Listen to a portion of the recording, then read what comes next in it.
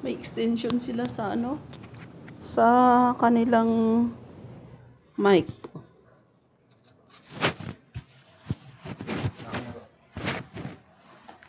Good evening, everyone. Welcome again to another live streaming of basic transfer pricing. And we will continue with our discussions on transfer pricing cases, especially the current one, which were filed on 2020. I would like to say thank you also to our subscribers. Sa basic transfer pricing po, umabot na tayo ng 395. Sa tax training naman po, umabot na tayo ng 10,400 just tonight, no? Kasi kaninang medyo during the day, 10,300. And umabot tayo ng 10,400. So thank you very much po sa mga subscribers natin. At sa mga hindi pa nag-subscribe, please subscribe to our channel and we promise to bring you more tax updates, not only on the local but also on the international. Kasi ito pong transfer pricing, this is international taxation. That's why yung mga cases po na discuss po natin dito are cases decided by courts na hindi po dito sa Pilipinas, no? But since yung ating transfer pricing, ang pina-follow po dito is the internationally accepted principles in transfer pricing, which is the arm's length principle. So, kung mag-decide man yung mga cases ng mga court sa iba-ibang bansa, they still adhere to the arm's length principle. Oh? Okay. Wala pa nagsa-shoutout dyan? Wala pa pong nagsa-shoutout. So, good evening po and shoutout sa ating mga viewers ngayon. No? Yung nakaraan, ano ba yung discussions natin about the Altera, no? Yung Altera, which is Intel na ngayon ang may-ari. No, that is about manufacturing. At diniscuss natin yung anong nangyari doon sa mga transfer pricing issues po na between the pricing, no? Kasi ang pinag-usapan talaga sa transfer pricing, ito yung papaano na yung transfer or pricing of goods and services mo ay tama o ito yung naka-benchmark sa independent or related party the related party transactions, no? Actually, napakaganda po na case itong Coca-Cola na bakit ito yung pinili kong case na i-discuss sa inyo ngayon kasi makakarelate tayo. Kasi bakit? Halos lahat naman ng tao alam nila kung ano yung Coca-Cola, no?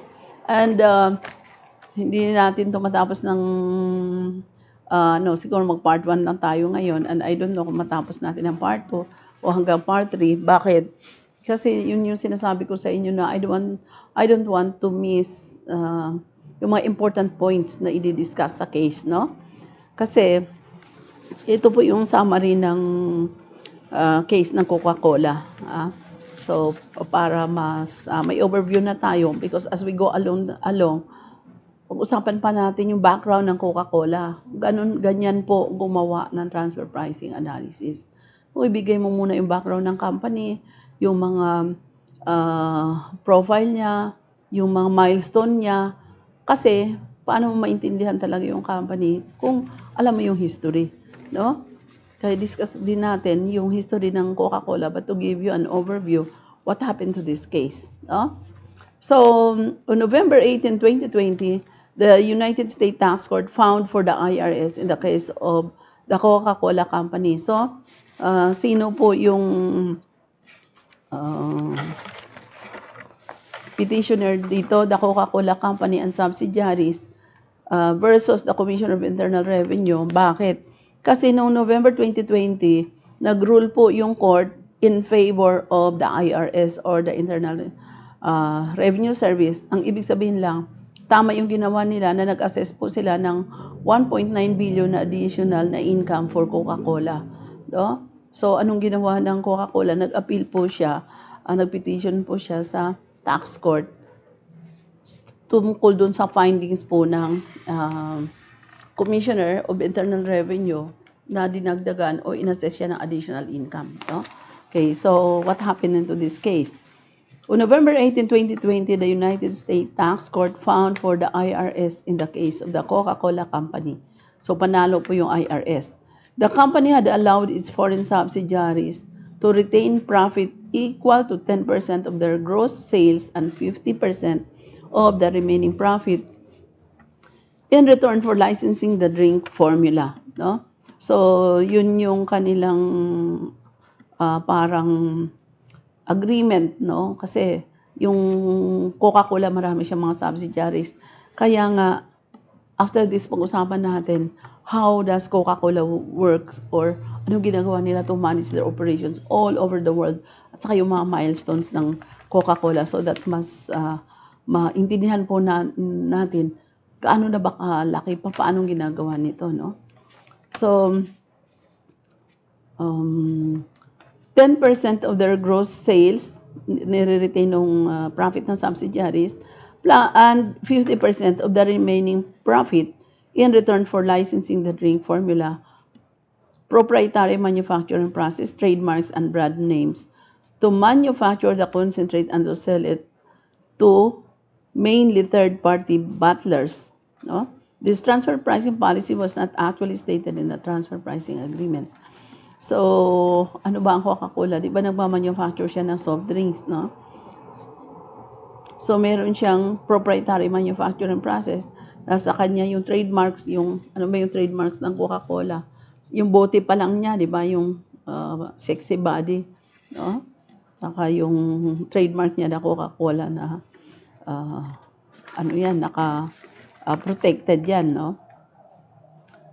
And then the brand names, no? To manufacture the concentrate. Okay. The court agreed with the IRS that this formulary apportionment method of calculating the royalties rewarded the taxpayer for its valuable intangibles. Kasi sino ba yung may-ari ng patent, copyrights, or ng intellectual property ng Coca-Cola? So, yun po yung company sa US. Nagbayad siya ng mas marami doon sa branch niya sa Mexico. Kaya, hindi kinonsider yung binayad niya doon kasi daw dapat royalty payment yun, in the guise of royalty payment yun, na doon niya binayad sa Mexico, no? So, pero titingnan natin how did this company made it, no?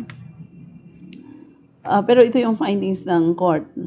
The court agreed with the IRS that this formulary apportionment method of calculating the royalties rewarded the taxpayer for its valuable intangibles. So, parang yung compensation for the use of this intangible ng Coca-Cola is maliit, no? It leaves the subsidiaries with average net margins on cost of around 57%. Imagine ka, yung net income mo is 57%, no? So, siningil yun ng US na hindi talaga yun income kung hindi payment of royalties yun na in the disguise of income, doon nila binayad sa subsidiary. No? Much higher than the profit margin of the IP owner. No? So, mataas pa yung profit margin ng subsidiary kaysa doon sa may-ari ng intellectual property. But rather than settling on a profit split method, the court agreed with the IRS approach of using the CPM, no, to benchmark the subsidiaries. In addition, the court accepted the IRS use of the independent bottlers as comparables. Bakit ginamit niya yung independent bottlers na comparables? Kasi siya din yung nag-license doon sa independent bottlers. And these are what we call as internal comparables. Parang nangyari din doon sa GlaxoSmithKline, no? Ang ginamit din doon, internal comparables. Independent bottlers as comparables for the related party manufacturers on the basis that there were also licenses of a similar bundle of intangibles for use in production and sales activities. Ito yung mga independent bottlers po ng Coca-Cola, no? Albeit rather different ones. This was thought to be a conservative approach because the bottlers appeared to deserve higher returns than the subsidiaries. The arm's length markup for the subsidiaries was found to be 8.5%. Imagine yung benchmark ng markup ng subsidiaries 8.5%. Yung uh,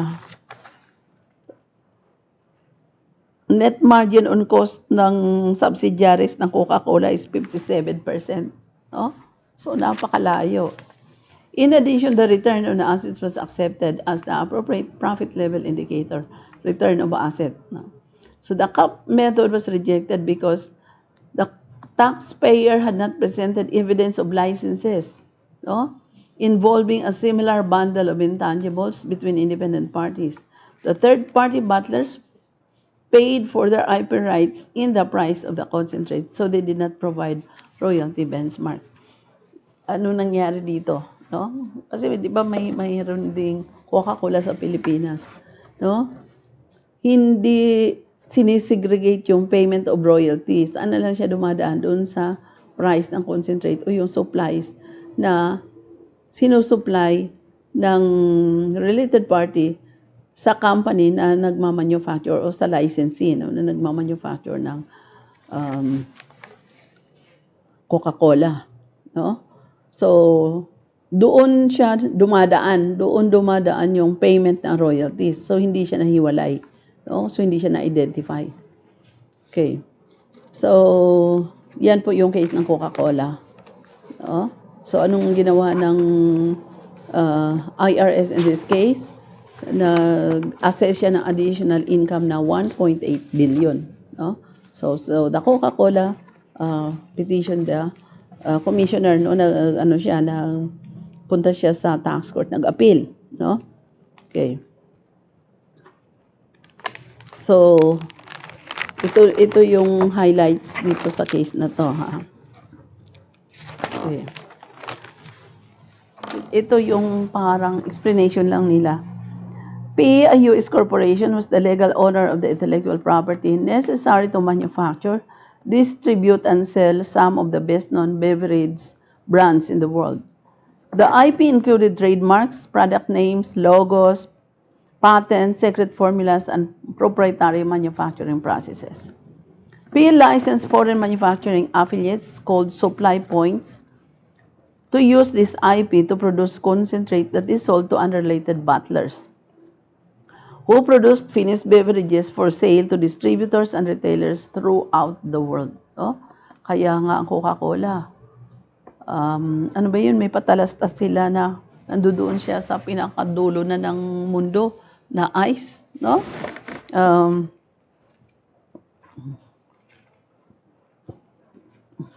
Peace contracts with its supply points gave them limited rights to use the IP in performing their manufacturing and distribution functions, but gave the supply points no ownership interest in the IP. Siyempre, yung IP talaga, nandoon kung sino yung registered na IP owner as the legal owner, no? So, during 2007 and 2009, ito po yung point of dispute, no?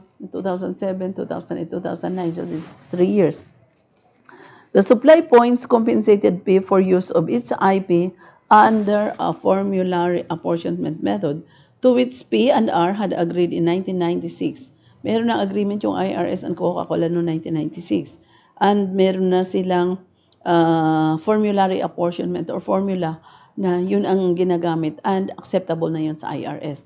But pagdating na ng 2007 and 2009, hindi na pumayag yung IRS na ganun pa rin yung gagamitin na formula.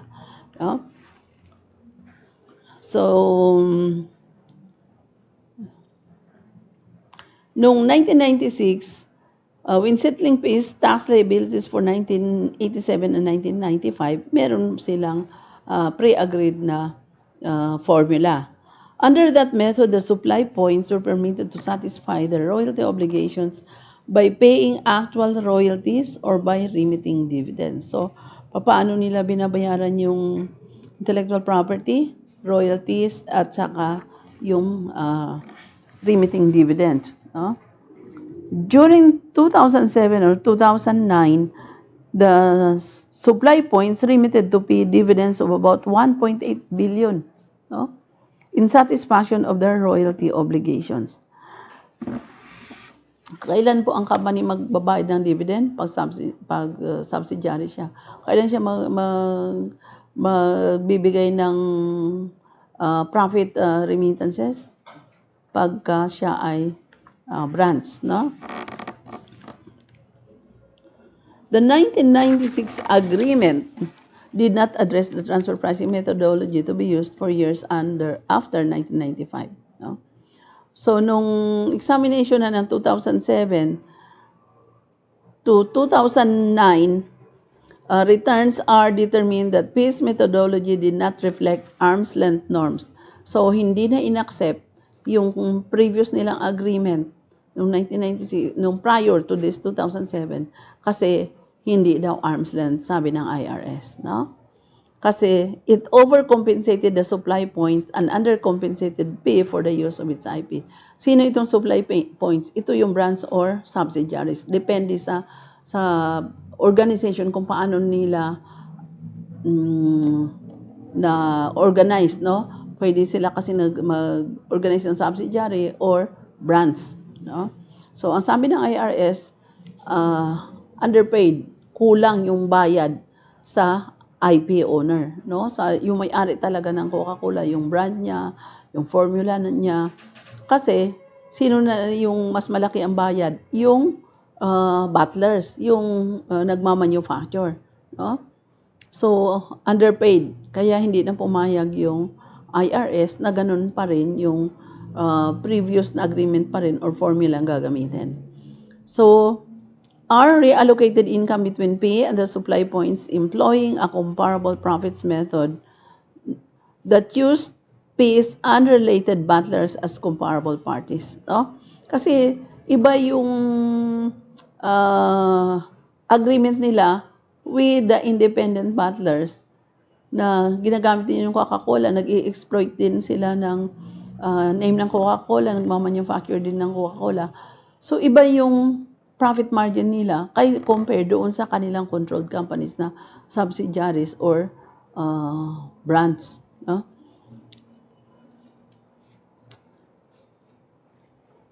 So the adjustment increased PIS aggregate taxable income for 2007-2009 by more than 9 billion. No? So 2007 to 2009, 3 years. So, yung aggregate taxable income niya is 9 billion. Pag kinumpute yun sa assessment, more than 1 billion po yung every year. No? Kasi itong profit mo na 9 billion, i-multiply pa yan sa tax rate. No? So, ano po yung resolution ng court dito? R did not abuse his discretion under IRC Section 482. Ano po itong Section 482? This is the transfer pricing law of the United States, which is equivalent to our Section 50 of the National Internal Revenue Code here in the Philippines. Same wordings, no? Same yung wordings. By reallocating income to P by employing a CPM, comparable profit method, that use the supply points as the tested parties and the bottlers as the uncontrolled comparables, no? So, sino yung bottlers na uncontrolled comparables? Bottlers din po ito ng Coke, pero independent. Ibig sabihin, hindi nila subsidiaries, hindi rin nila brands. No? So, nagbabayad sa kanila ng royalties. Okay, pangalawang issue, R did not err by recomputing PIS IRC Section 987 losses after the comparable profit method changed the income allocable to P Mexican supply point, a branch of P. No? Kasi kitang-kita dito sa transfer pricing analysis, transfer pricing audit na to, na iba yung treatment nila doon sa Mexican brands nila as compared doon sa kanilang mga independent bottlers. So, anong ginawa ng US? Ginamit niya na ngayon na comparables itong independent bottlers. Anong ibig sabihin ng independent bottlers? Ito yung nagpo-produce ng mga Coke ng Coca-Cola na nagbabayad sila sa Coca-Cola ng royalty payment for the use of the formula, for the use of trademark logos, no, na mina-manufacture nila or ini-exploit nila. Samantalang itong Mexican supply point niya na brands ng Coca-Cola sa Mexico, iba ang bayad, no? Mas malaki yung naging income, maliit lang yung binabayad niya na royalty. So, underpaid ang royalty. Third, PM made a timely election to employ dividend offset treatment with respect to dividends paid by the supply points. Kasi in this case, characterize nila yung payment of dividend. Ang ginawa dito, disallow yung payment of dividend, sinabi dito na payment of royalty siya. Kasi underpaid yung payment of royalty. No? So, during 2007 to 2009, in satisfaction of the royalty obligation. So, in-offset nila yung dividend, ginawa nila na royalty payment. No? So, ours reallocation to P must accordingly be reduced by the amounts of those dividends. No? So, yun po yung sinabi ng court. Yun yung highlight ng case na to. But, before we discuss all the issues, no, kaya nga sabi ko, hindi natin ito matapos ng 2 oras. Gusto ko munang ipakita sa inyo, ano ba itong Coke? Ano ba yung milestone ng Coke, no? At ano yung history niya? Kasi, if you try to look at the history of the company, mas lalo mo silang maintindihan. At hindi lang yon, talagang when you do the transfer pricing analysis, talagang ibigay mo muna yung information about the company, everything about the company, no?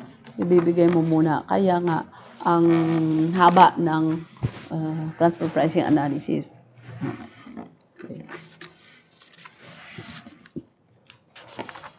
May shout out, Tari? Meron po, madam. Oh, sige. Shout out po ang kay Sir Butch Formoso. Okay, shout out, Sir Boots Formoso. Thank you for watching. Sabi niya, ma'am, thanks so much, madam, for doing this cascading. God bless daw. Okay, thank you din po. Thank you din po and thank you for watching. Wala na? Siya lang po. Okay. So, in this case, no, ano ba itong Coca-Cola? No? So, ito yung history po dito sa case na to, no? Kaya ang ganda, pag nagbabasa ka ng mga transfer pricing cases, more talaga sila sa in-depth na discussion, no? So, the Coca-Cola Company is the ultimate parent of the group of companies of Coca-Cola. Dito makikita mo ano yung mga companies na under ng Coca-Cola, no? Parent company siya that do business is in more than 200 countries. Ilang countries lang ba ang world? I-google mo nga dyan, Hari. Kasi 200 countries meron ang Coca-Cola. Just imagine, no? Throughout the world. Kasi nga, yung Coca-Cola, talagang kilala siya ng 7.7 billion na tao sa mundo. No? 195 ba? Ah? 195. 195 countries. So, bakit 200 countries siya? Pati yung mga maliliit na nandun siguro sa gitna na ng Pacific Ocean na maliliit na ng mga bansa, kilala pa rin yung ano. Pati yung mga kingdom pala na maliliit. No? Yung mga republic na maliliit, sinasama pa. No? Okay. So, the Coca-Cola Company, or TCCC, and its domestic subsidiaries, which is the petitioner in this case, joined in filing consolidated federal income tax return for 2007, 2008, and 2009. No? Okay. So, ano sila? Nagpa-file sila ng consolidated returns, no? 2007, 2008, and 2009. No? So, ano ba ang requirement? Meron ng requirement ang ECEC for the consolidated filing of returns, di ba? Yung, di ba, may subsidiaries ka, and then 50% or may certain percent ng ownership mo sa subsidiaries, dapat isama mo na siya pag file mo ng consolidated income tax return. No? So, Upon examination of those returns, no, yung consolidated returns, the Internal Revenue Service or IRS, pakipatay mo muna yung aircon, Hari, kasi malamig, sumasakit ang tiyan ko. Yung doon. Yung pinto, hindi ko sinara yun para makapasok yung hangin. Sinara mo? Buksan mo muna. Ang lamig eh.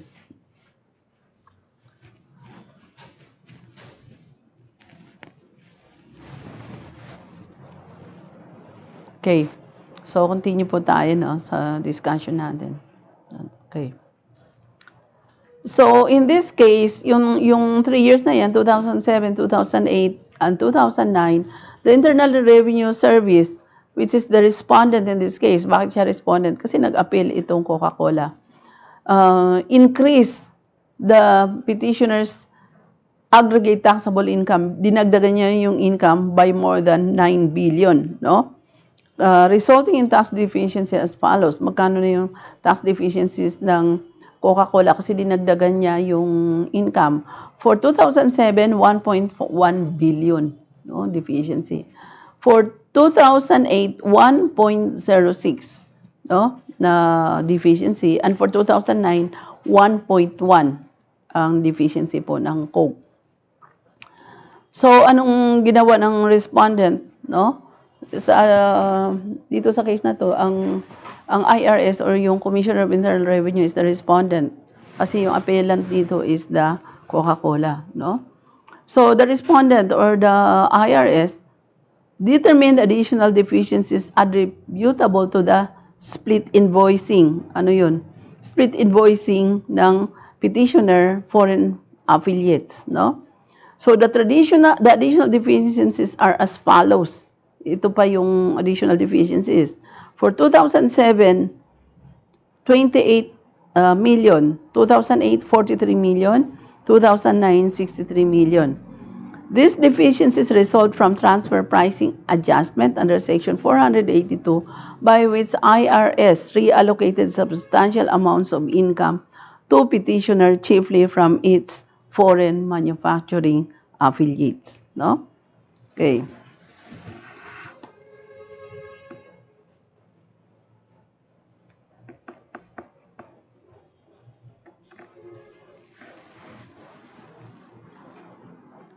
Okay.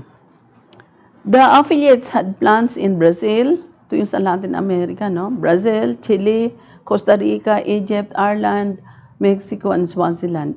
Ano na yung Swaziland ngayon? Kingdom of Eswatini. Kaya naging 200 countries sila kasi pati yung mga maliliit na kasama, nandun pa rin yung Coke, no?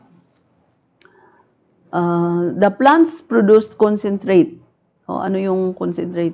Yung ginagamit na sa pag-manufacture ng soft drinks. Ano yung concentrate? Composed of syrups, flavorings, powder, and other ingredients used in the production of petitioners' branded soft drinks. Ano yung branded soft drinks ng Coke? Ito yung Coca-Cola, Fanta, and Sprite, no? Ano pa yung iba? Other non-alcoholic, ready-to-drink beverages, no? Non-alcoholic, ready-to-drink beverages. Okay. Kaya nga itong mga product ng Coca-Cola, walang bawal, no? Walang, kasi hindi siya alcoholic drinks na nakakalasing. So kahit sino pwedeng uminom, kahit bata pwedeng uminom. This affiliate sold and distributed concentrate to hundreds of Coca-Cola bottlers in Europe, Africa, Asia, Latin America, Australasia, no? So the bottlers, most of which were independent of petitioner. Ito yung bottlers, ito yung mga gumagawa na independent parties, no? Okay.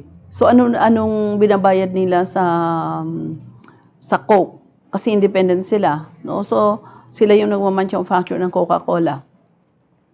Anong participation ng Coke dito? Ang Coca-Cola Company, sila yung nagsusupply ng mga concentrates na ginagamit. So, nandoon na yung payment of royalty doon sa payment nila on the concentrates na ginagamit sa pag-manufacture.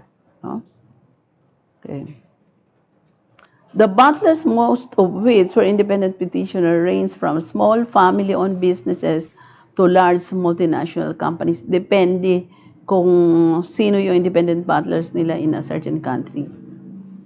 The butlers used this concentrate to produce finished beverages that they marketed directly or through distributors to millions of retail establishments throughout the world, no? Excluding the United States and Canada. No? So, in this case, excluding United States and Canada, hindi kasama dito United States and Canada, pero may Coke pa rin doon. Of course, in this case, hindi lang sila kasama. Because the manufacturing affiliates supplied concentrate to butlers, these affiliates are often called supply points. No? So, anong tawag sa affiliate? Supply points. And generally referred to them as such. So, ito mga independent butlers, they are called as supply points. So, to enable the supply points to manufacture and sell concentrate, petitioner licensed them to use petitioner's intangible properties. Siyempre, hindi naman siya manufacture kung hindi niya gagamitin yung intangibles ng Coca-Cola. At ano yung intangibles ng Coca-Cola? Yun yung formula niya, yung concentrate niya. Kasi yung formula na yan, hindi na yan yung sila pa yung magmi-mix, no? Concentrate na. So, ibig sabihin, lalagyan na lang ng tubig, no? Kasama na yung trademark kasi pagka nag-manufacture sila, i-exploit nila yung pangalan, dadalhin nila. Yung mga bottles, naka-patent din yan. No? So, gagamitin din nila yun sa pagmamanufacture. Brand name. Ano yung brand name? Siyempre, yung Coca-Cola. The logo. No? Yung logo ng Coca-Cola. The patents, the secret formulas, and the proprietary manufacturing process. Ano yung proprietary manufacturing process? Ito yung step by step na paano nagagawin yung soft drinks. No? So, this intangible property is extremely valuable. Okay. Itong Coca-Cola, kasi di ba sabi natin, we try to recognize, measure, and then value the intangibles. No? So, anong sabi dito sa case na to? The Coca-Cola is extremely valuable. Bakit po siya extremely valuable? Ito yung reason niya. Because Coca-Cola is the best known brand in the world. Oh? So, pinakakilala siya na brand all over the world. Recognized by more of the planet's 7.7 billion inhabitants. You can just imagine that, no? Kilala siya all over the world than any other English word, but okay. No? So, kung kumpara mo siya sa English, di ba yung English, halos buong mundo may idea about English. Ano yung kahit non-speaking English na country, alam nila yung okay, no? So, ganyan daw ang Coke. Kahit non-speaking English ka, kilala mo yung Coke at recognizable siya all over the world. No? The gist of respondent's position is that the supply points paid insufficient compensation to petitioner. So, ito na yung issue. No? Ano yung issue dito? Insufficient yung binayad na compensation ng ilang butlers sa Coca-Cola, which is the IP owner. No? Pag sinabi po natin IP owner, sila yung owner ng brand, ng patent, ng logo, or yung intangibles na sinasabi natin, ng processes, ng secret formula, na nandoon sa concentrate. So, sila yung may-ari. So, ano sabi dito? Hindi masyadong na bigyan ng payment or compensated yung may-ari ng napaka-valuable na intangibles na mga logo, brand, concentrates, formula. Bakit? Kasi ang binayad doon sa subsidiaries, hindi as payment of royalties doon sa owner ng IP, no? Yung Coca-Cola. Okay. So, anong ginawa dito? Insufficient yung binayad ng supply points, no? Sino yung mga supply points? Sila itong mga independent butlers o yung company-owned butlers. The Irish and Brazilian supply points account for roughly 85% of the disputed income adjustment. So saan po nanggagaling yung or sino yung mga supply points na yan? Irish and Brazilian, no? Supply points. No? Kasi ang laki ng share niya doon sa marketing ng Coca-Cola, no? 85%. Kaya 85% of the disputed income adjustment doon nang gagaling dito sa Brazilian and Irish companies. No? So for 2007 to 2009, petitioner reported income from its foreign supply points using the 10-50-50 method. Ano po yung 10-50-50 method? The supply points will retain 10% of the profit, no? 10% of the sales. Tapos yung matira, 50-50 na sila. 50% for the supply points, 50% for the IP, no? As it had done for the previous 11 years. Kasi yung previous 11 years, meron na agreement yung IRS at saka yung Coca-Cola dito sa 10-50-50 na method, no? So this was a formulary apportionment method to which petitioner and the IRS had agreed in a closing agreement executed in 1996. Ito yung parang advance pricing agreement or arrangement, no? Na meron ang Coca-Cola with the IRS. Kaya nga, yung sa resolution ng mga dispute po sa transfer pricing, napaka-importante na meron kang advance pricing arrangement so that hindi na ma-question yung pricing mo. Kasi in this case, na-question pa sila, no? Kasi yung parang agreement niya na yun with the IRS hanggang 2006 lang, no? Hindi kaya pagdating ng 2007 to 2009 hindi na pumayag yung IRS sa ganong treatment, no? Sa ganong formula. Okay. The method permitted the supply points to retain profit equal to 10% of their gross sales, with the remaining profit being split 50-50, no? With the petitioner. So 50-50 na sila nung independent bottlers at saka yung Coca-Cola. The closing agreement did not address what transfer pricing methodology would be used for years after 1995. No? So, wala na, silent na sila after 1995. But petitioner continued to employ the 10-50-50 method from 1996 onward. So, 1996, kailan itong naging dispute na to? 2007. So, 96 to 2006, that's 11 years, no? Okay. To report income from its foreign supply points unless an advance pricing agreement or competent authority proceeding dictated otherwise. No? So, ginamit pa rin ang Coca-Cola. The closing agreement specified the compensation due petitioner for use of its intangible property, the amounts due petitioner under the 10-50-50 method were in the nature of royalties. So, yun yung sabi ng IRS. Hindi talaga siya dividend, hindi talaga siya income ng subsidiary kung hindi payment of royalties. No? Okay.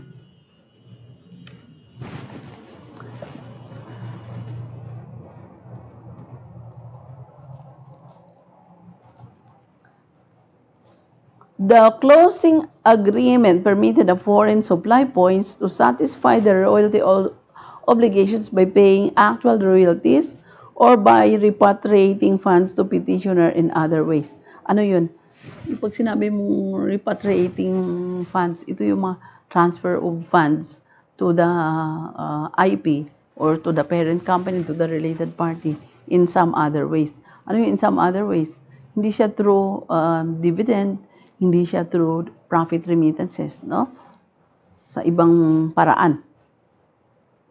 Repatriating funds to petitioner in other ways, no? For example, by paying dividends. During 2007 to 2009, more than 1.8 billion of the income petitioner received from its foreign supply points pursuant to the 10-50-50 method, no? So, imagine yung na-receive niya doon is 1.8 billion. no? Okay. Took the form of dividends rather than royalties, no? So anong treatment nila doon? Dividend, hindi royalties, no? Ano bang pagkakaiba kung dividend at saka royalties, no? For tax purposes. Pag tinrate mo na dividend, ano 'yun? Doon mo na siya kukunin sa written earnings. Pero pagka tinrate mo siya na royalties, saan ang ano yung tax base ng royalties? Gross, no? Halimbawa, yung royalty payment mo is 50% of the gross. It's never based on net income. Samantalang ang dividend is based on net income. So imagine, no, gaano kalaki yung magiging difference. Halimbawa, ang payment mo of royalties is based on sales. Your sale is 1 billion. So 1 billion, multiply mo yan by 20%, no? Yun yung rate ng royalties. Samantalang kung dividend yan, halimbawa yung sales mo is 1 billion, yung expenses mo is 8 billion, so may 2 billion ka lang na net income. Yun lang ay multiply mo by the rate ng dividend. Sa atin is 10% or exempt pa, no? So walang tax. So yun yung pagkakaiba. Ang laki ng tipid in the payment of taxes pag tinrate mo na dividend at saka royalties. Petitioner claimed deemed paid foreign tax credits or FTC, no, yung foreign tax credits nila, under Section 902 with respect to these dividends as the closing agreement had permitted for 1987 and 1995. No? So, tapos na yung 87 to 1995 kasi ginawa nila na deemed paid na yung dividend, no? Kasi meron na siyang foreign tax credit. Pag sinabi mo kasi foreign tax credit, halimbawa nag-remit ka ng income dito sa Pilipinas, nag-withhold yung company dito sa Philippines doon sa income na ni-remit halimbawa sa US. So yung withhold ng Philippines, yun yung i-consider ng US na foreign tax credit, no? Kasi bayad na yung tax. So since meron tayong reciprocity na yung US, pag meron tayong Filipino companies sa US na nagbayad din ng foreign tax credit, we will do the same treatment. So ano yun? Yung binayad dito sa Pilipinas na tax, ititreat din yun ng US na payment ng taxes, no? Ibawas niya ngayon sa tax due sa US. No? Yun yung sa foreign tax credits.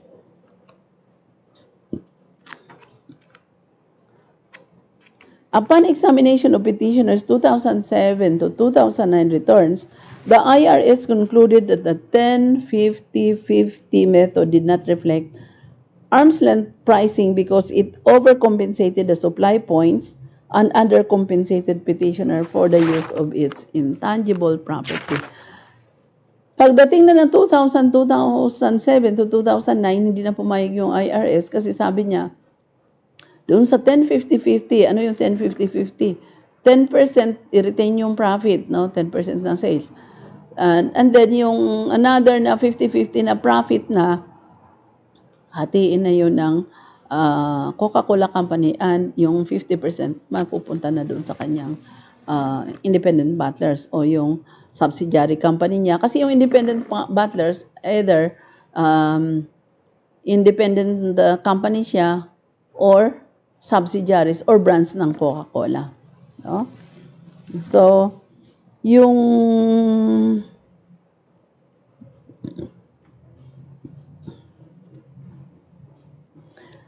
yung 10-50-50 na method, hindi na siya arm's length. So, ano bang sa transfer pricing pag sinabi natin arm's length? Yung arm's length is the internationally accepted principle in transfer pricing that tells us that the related party transactions should be at par or the same with that of the independent party transactions. No? So sinabi niya dito na hindi siya arm's length. So ibig sabihin, hindi na siya akma doon sa independent party transactions. No? Because anong dahilan? It overcompensated the supply points, undercompensated petitioner. No? Bakit? Kasi sobra yung binayad niya sa supply points or doon sa mga independent butlers niya or doon sa kanyang mga subsidiaries. And then, undercompensated. Kulang yun naman yung binayad niya para sa paggamit ng intangibles, no? So, bakit kaya nilang kontrolin yung bayad ng intangibles? Kasi related parties sila, no? That's why very very important po sa transfer pricing. Pag nakita mo na related parties, nandiyan na kaagad na pwede ka na maghanap kung ikaw yung nag-audit sa transfer pricing, pwede ka na kaagad maghanap ng transfer pricing issues, no?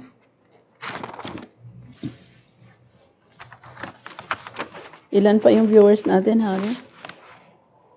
Yung viewers po na 8. Okay. So, invoking Section 482. Ano yung sabi ng Section 482 ng IRS na sabi ko, same lang din siya doon sa Section 50 ng National Internal Revenue Code natin. Tingnan ko yung code na maliit. Abit mo nga sa akin. Dito siguro. Yung maliit na tax code. Section 50. Because yan po yung equivalent ng Section 482 ng Internal Revenue Code sa US. So, Section 50 po dito sa atin. Ano sabi? Section 50, allocation of income and deductions. In the case of 2 or more organizations, trades or businesses, whether or not incorporated and whether or not organized in the Philippines. In the Philippines, so sa United States, doon din. Owned or controlled directly or indirectly by the same interest.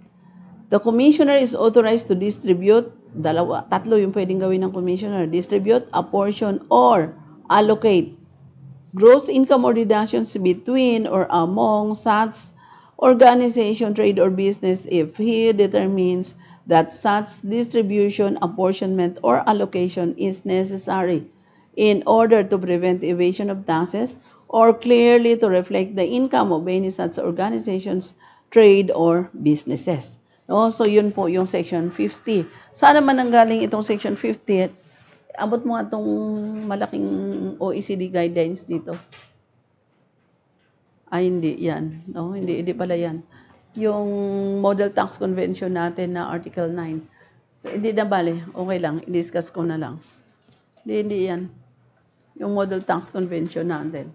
No? Nandoon yung Article 9 ng Model OECD Tax Convention on Income and Capital. No? Saan naman galing itong Section 50? Doon din. No? So, parang nakalink ito doon sa OECD na Article 9 of the OECD Model Tax Convention, which is the very powerful statement of the arms and principle. Ano yun? Doon sinasabi sa Article 9 na the financial and commercial transactions, yan, akin na. Ito po. Kita mo pa. Di ba pinareproduce na natin to? Ito po. Ilapit mo nga doon sa kanila. Yan po, no? Galing ng ano yan. We purchased that book sa Paris, France, no? Sa OECD mismo, and that cost us 40,000, no? 40,000 po yan, yung libro lang na yan. Okay, so tingnan natin dito kasi yan po yung Section 482. Tingnan natin yung Article 9 of the OECD Model Tax Convention. No? Para tayo nagbasa ng Bible. Kasi ang Bible po ng tax dito sa Pilipinas, no? Ito yung Bible ng BAR. No? Ito yung National Internal Revenue Code. Pagdating naman sa US, yung Internal Revenue Code. Nandyan, yung Internal Revenue Code nila. Kita mo, Hari, 6 yan. Pakita mo dito sa viewers natin. Kita mo? Yung IRS nila, 6 volumes. Nandyan, no? Kahit isa lang, pakita mo sa kanila. No? Ito yung ating article. Oh, yes. No? So, isang ano lang yan, puro 6 yan. 12 yata. 12. Volume 13 na tanga to eh. Ito yung last siguro, no? So, yan po yung tsura ng Internal Revenue Code of the United States, no? Ilapit mo sa kanila. No? Actually, for your information po, bago tayo nag-COVID, meron po kami dito na International Tax Library and we have it open for our members. No? Lagay mo muna dyan.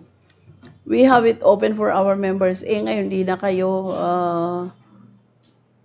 pwedeng pumunta rito dahil nga social distancing at saka bawal na.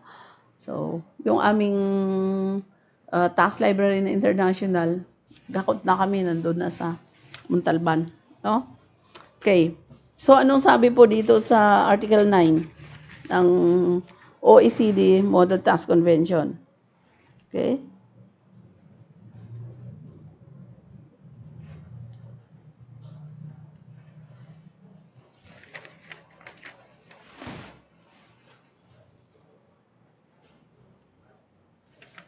Dali lang ha, kasi hanapin ko yung isang wordings.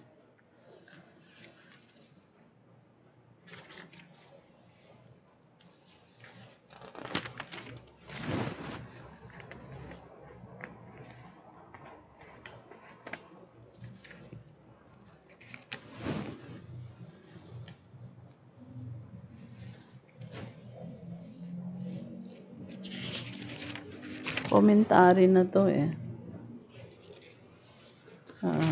Okay.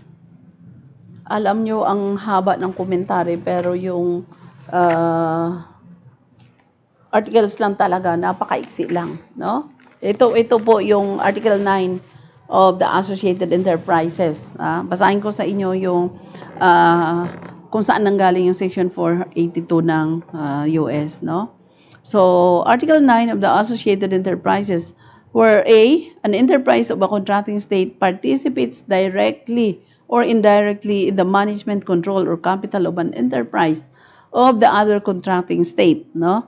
So, nag-participate siya ng management. Kaya nga, sa previous pa no, na hindi pa masyadong conscious ang Pilipinas on transfer pricing, ang dami pong cases na kadami-daming kiniklaim na management fee yung may mga subsidiaries dito sa Pilipinas. Pero sa ngayon, hindi na masyado. Bakit? Kasi alam nila na agad-agad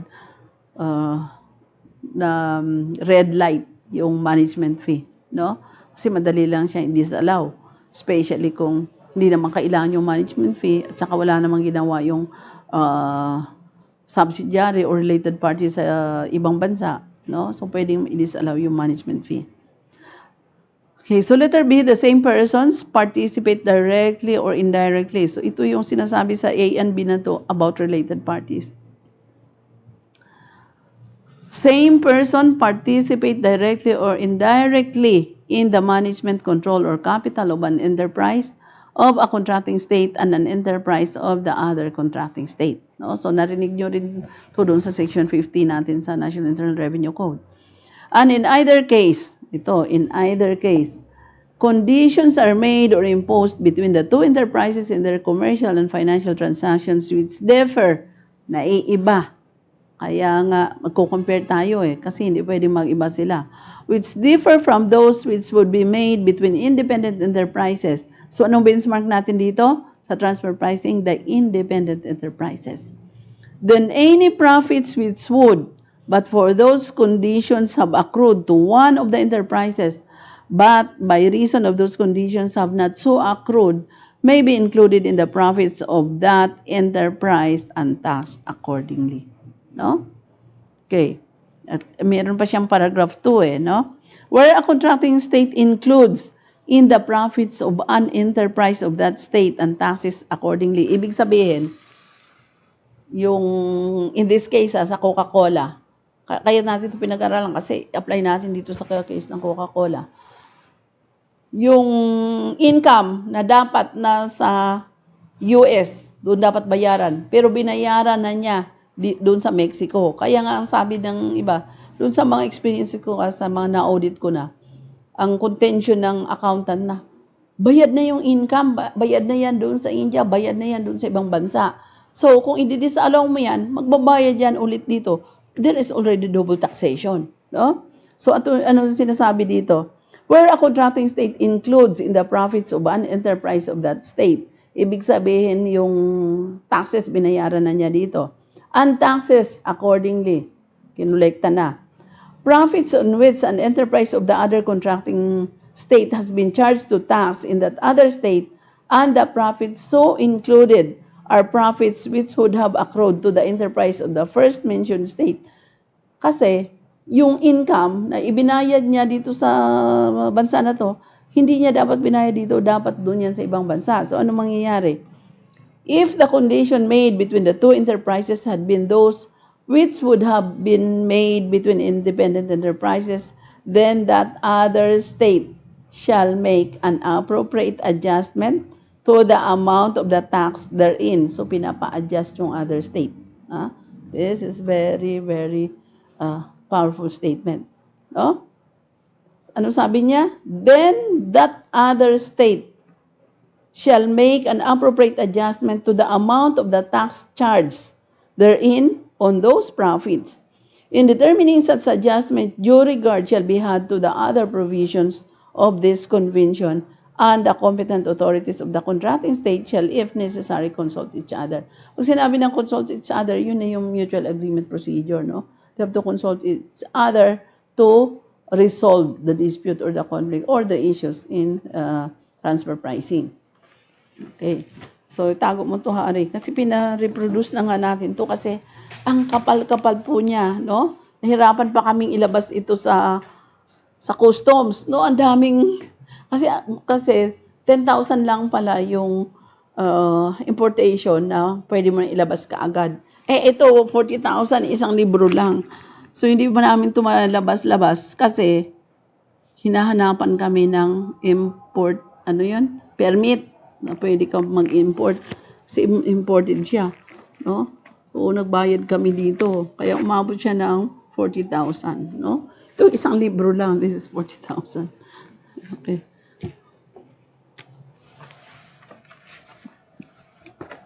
That is the OECD Model Tax Convention on Income and Capital.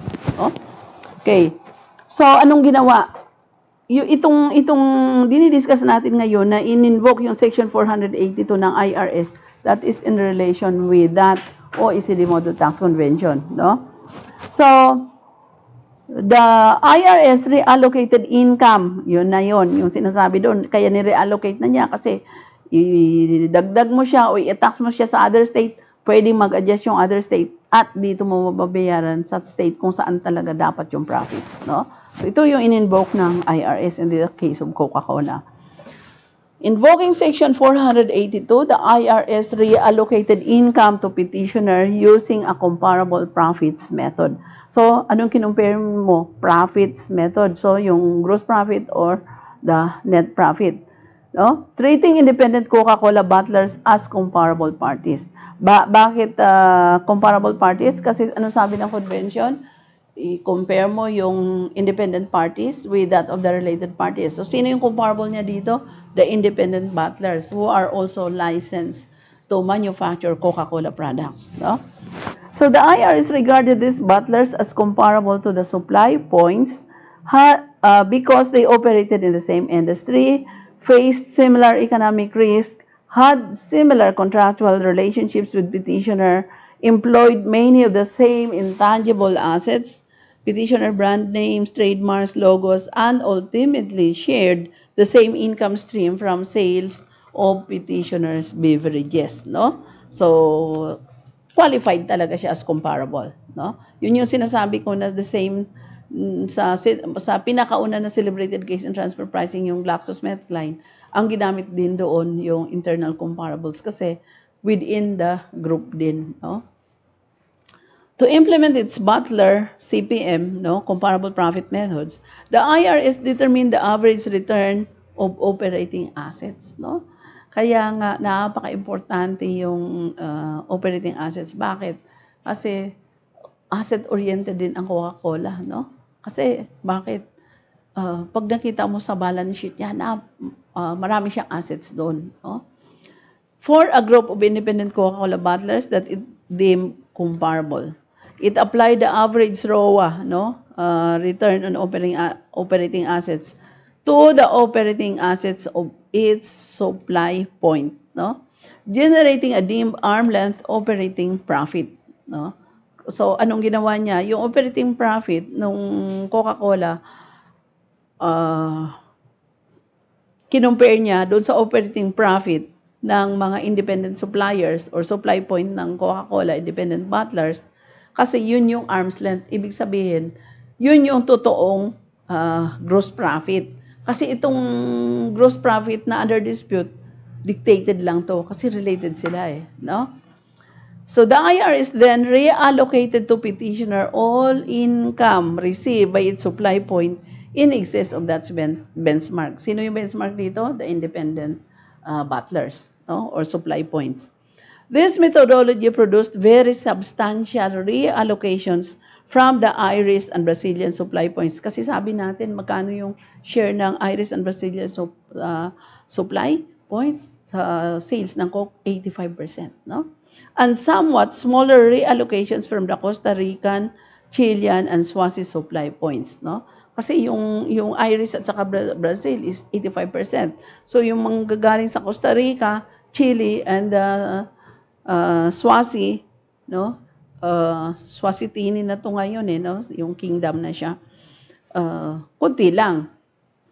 The IRS methodology generated a reverse allocation of income from petitioner to the Egyptian supply point, which for historical reasons had endured many years of economic underperformance. Ano yung Coca-Cola sa Egypt? Underperformance. So meaning, hindi maganda yung operations doon. No? Okay. Petitioner challenges Respondent Section 482 reallocations as arbitrary and capricious. Gano'n naman di ba, sa political law. Yung question mo kaagad yung law, no? So, anong ginawa dito ng petitioner? Sino petitioner dito? The Coca-Cola, no? Sino yung respondent dito? The IRS, no? Ano yung petition niya dito? Yung findings ng IRS na nag-reallocate siya ng income na instead of dividend, ginawa niya yung royalty payments na for 10 years, 2007 to 2009, nagkaroon na additional income ang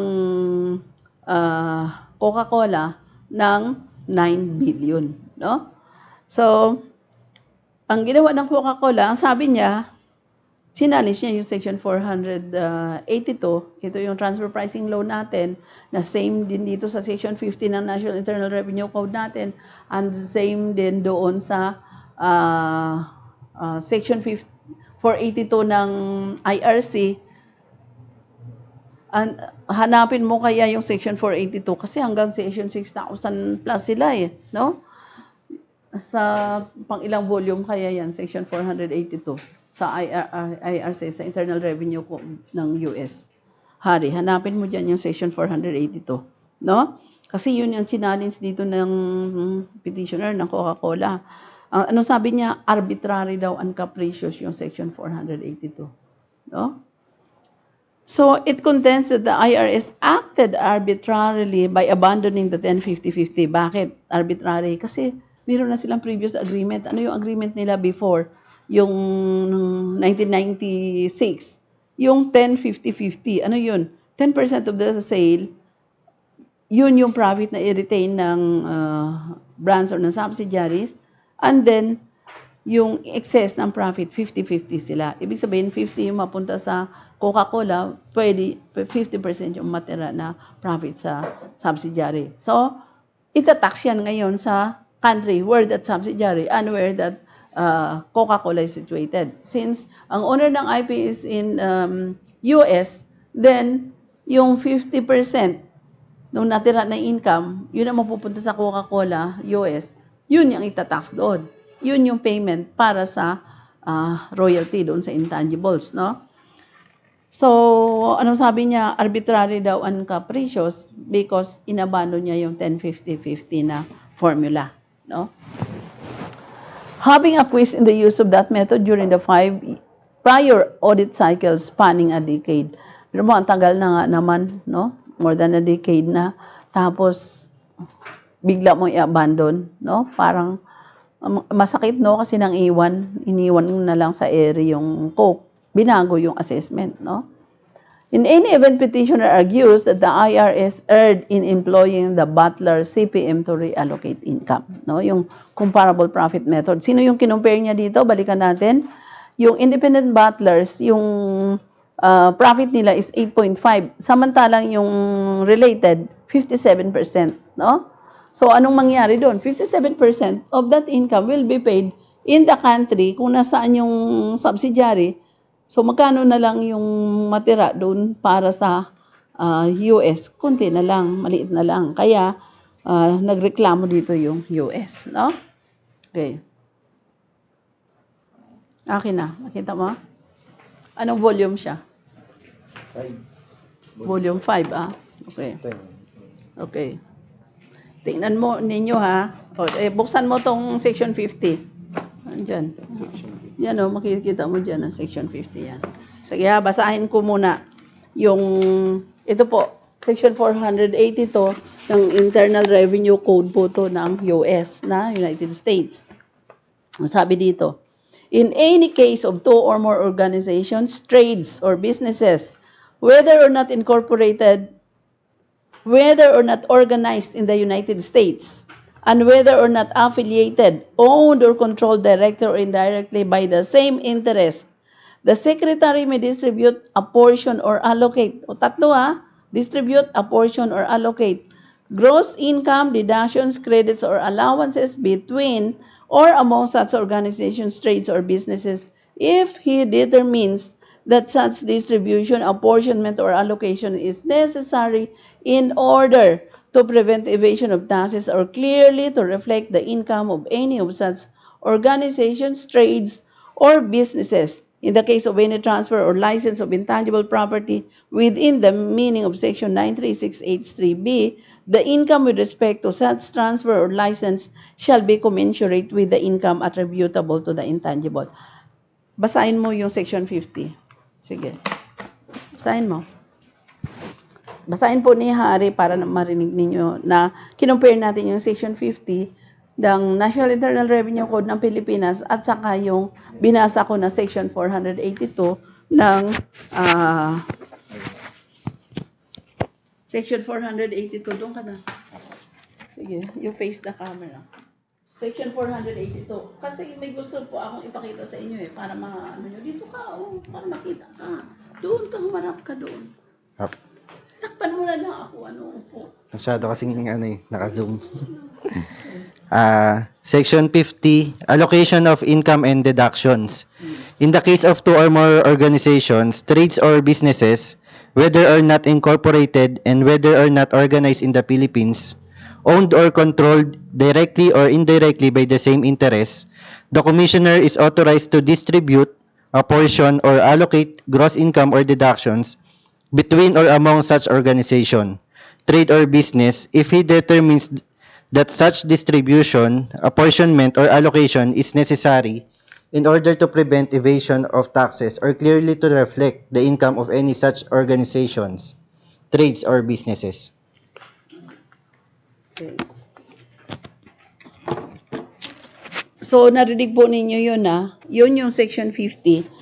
Word for word, pareho sila ng Section 482 ng National Internal Revenue Code ng US. No? Ano lang pagkakaiba? May dugtong dito yung Section 482. Ano yung dugtong dito? In the case of any transfer or license of intangible property within the meaning of Section 936H, 3 or B, the income with respect to such transfer or license shall be commensurate with the income attributable to the intangible. Ang kakaiba lang, may dugtong dito sa Section 482 about the intangible na wala doon sa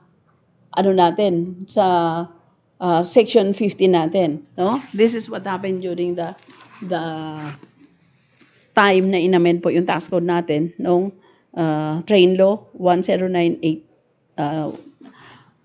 Yung Train Law natin na na-amend po siya noong 2018, di ba? But prior to that, during the deliberation, ang dami ko pong nilapitan na mga congressmen, no? Pinuntahan ko to sponsor nila or sila yung maging author to amend also the Section 50, no? Actually, ginawa ko na yung amendment na ang dami kong sanang dinugtong about this para mas ma-refine natin yung madagdag yung mga clarifications about transfer pricing. But hindi po na ano. No? So, siguro kulang pa yung effort. O, hari, ilagay mo doon. No? Hindi na-approve doon sa deliberation. Kaya, hindi po na-amend yung Section 50. Okay? Kasi ang kagandahan po kasi, ang dinidiscuss natin, US case ito. So, yung mga US cases po na jurisprudence, applicable po siya dito sa Pilipinas. No? Okay. So, ano nangyari dito? The IRS regarded these butlers as comparable to the supply points because they operated in the same industry. Pag gumagawa kayo ng transfer pricing analysis, dapat yung comparable nyo, same industry, no? Faced similar economic risk, no? Pati yung economic conditions dapat pareho. Had similar contractual relationships, so pareho silang independent butlers, no? Yung isa, independent butlers din siya, pareho sila ng functions kasi kahit subsidiary siya, pareho yung ginagawa niya with the independent butlers or the supply points. Had similar contractual relationships with petitioner, employed many of the same intangible assets. Ano yung same intangible assets? Yun yung mga concentrates, secret formula, yung patents, know-how, the processes, no? Sa paggawa po ng soft drinks na Coca-Cola. Okay. So, ano yun? Petitioners' brand names, trademarks, and logos, and ultimately shared the same income stream from sales of petitioners' beverages, no? So, syempre, same yung source of income nila, same stream of income, no? To implement its butler's comparable profit method, the IRS determined the average return on operating assets. Ito yung ROA, no? Yung return on assets. Kasi, malaki yung influence ng operating assets. Bakit? Nandun yung cash eh. No? Yung kung baga doon ginamit yung assets ng company, no? At may return yan. No? So for a group of independent Coca-Cola bottlers that it deemed comparables, it applied the average return on assets to the operating assets of its supply point. So bawat supply point, generating a deemed arm's length operating profit, no? So kinumpare nila yung return on operating assets. The IRS then reallocated to petitioner all income received by its supply point in excess of the benchmark, no? So, ano yung ginawa niya? Reallocate the income pagka sobra na siya doon sa benchmark. Ano yung benchmark? Iba yung kanina sabi natin, yung independent bottlers, it is 8.5% lang yung profit. So, bakit yung under dispute dito is 57%, no? So this methodology produced very substantial reallocation from the Irish and Brazilian supply points and somewhat smaller reallocations from the Costa Rican, Chilean, and Swazi supply points. Bakit napakalaki dito yung sa Irish and Brazilian? Kasi 85% ng sales na sa kanila nanggagaling. The IRS methodology generated a reverse allocation of income from petitioner to the Egyptian supply point. Bakit? Kasi losing yung underperform ang Egyptian, no? Which for historical reasons had endured many years of economic underperformance. Siguro hindi masyadong umiinom ng Coke ang mga Egyptian, no? Kasi bakit? Losing ang Coke doon, so wala masyadong bumibili. Petitioner challenges Respondent Section 482. Ang sabi niya, ano sabi niya dito? Arbitrary and capricious, no? So, tiningnan natin, no? Kinompare natin yung IRC at saka ina-ARC. Kasi sabi niya, arbitrary and capricious, no? At inabandon niya yung 10-50-50 na formula. Okay. And sinabi pa niya, doon sa challenge, sabi ng petitioner na yung IRS daw also, may error siya in employing the butler comparable profit method to reallocate income. no? Another contention. Petitioner contends that independent Coca-Cola bottlers are not comparable to the supply point. Hindi daw pwede na yung independent bottlers i-compare mo dito sa supply points niya, yung kagaya nung sa Irish and Brazilian supply points, no? Bakit daw? Because the latter own immensely valuable intangible assets and do not appear on their balance sheets or in any written contract, no? Okay, kasi yung mga intangible assets daw nitong mga supply points wala daw sa balance sheets, which is true naman, no? Kaya nga nung umattend po ako ng WIPO conference na world, no? So isa talaga 'yan sa purpose ko na umattend ako doon para ano ba 'yun? Yung magkaroon ako ng mga ideas how these different countries also recognize, measure, and then papaano nila binibigyan ng halaga yung intangibles. And some countries, no, kasi nakikipag-link din ako dun sa ibang mga delegates. Very important sa kanila yung intangibles. Pag nakita na yan sa balance sheet and then mangutang ka sa bangko, may plus points ka na pagka mayroon kang intangibles sa balance sheet mo. No? Sa atin, hindi pa masyado. Halos hindi mo pa makikita yung mga intangibles sa balance sheet. No? These assets which petitioners call marketing intangibles or IP associated with trademarks. Ano yung mga marketing intangibles? Those are intangibles na ginagamit natin to market the products. Ano yun? Yung mga logo, brand, no? Kasi especially pag kilala na yung logo mo, brand mo, pag nakita yan ng buyer, yun ang hinahanap ng buyer to identify your products para bibili na siya. No? So madali ibenta, lalo-lalo na kung kilala na yung product mo using that brand, no? Ano pa yung IP associated with trademarks, no? So ganun din. Allegedly were created with the supply points, finance, consumer advertising, and foreign markets. So bakit daw kailangan na mas malaki yung bayad doon sa supply points? Because sila daw yung nagki-create ng marketing intangibles and IP kasi nag-a-advertise sila in a foreign market, no? Okay. So, petitioner urges that the bottlers, by comparison, are marketing-light businesses that operate at a different level of the market. So, ano sabi niya? Yung mga independent bottlers na yan, yung supply points, sila na yung marketing-light ng business, no? Kasi sila yung nag-ooperate na actual.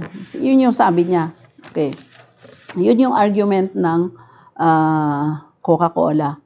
Petitioner urges that the supply points own in substance, if not in form, local rights to petitioner valuable brands and should thus enjoy supranormal return as master franchises or long-term licenses. No? So ano sabi niya?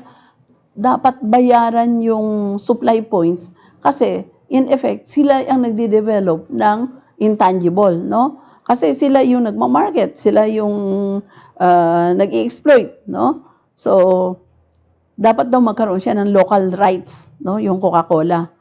And then, yung valuable brands daw na intangible, dapat sa local yon. At since sa local yon, dapat bayaran sila. Kasi di ba sabi natin, commensurate with your contribution. Yun yung sa transfer pricing natin eh.